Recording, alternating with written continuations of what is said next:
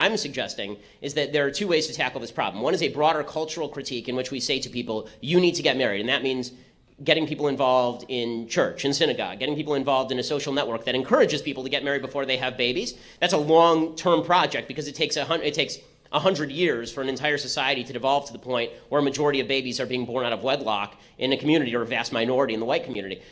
That's one way to tackle it. A shorter-term way to tackle crime is to put all the criminals in prison. Because again, I think that sets off a chain reaction that's actually good. And the chain reaction is that now you can have businesses invest. I'm not going to take my money and invest in a store that I think is going to be robbed tomorrow because the crime rate is high. I'm only going to invest where I think the cops are going to protect. And if there are no cops there to protect, it's hard for me to invest. Once I invest, that creates a property tax base or a local taxation base. And now you actually have the money, if you want a good public school, to actually put together a good public school. So all of these things need to happen at once.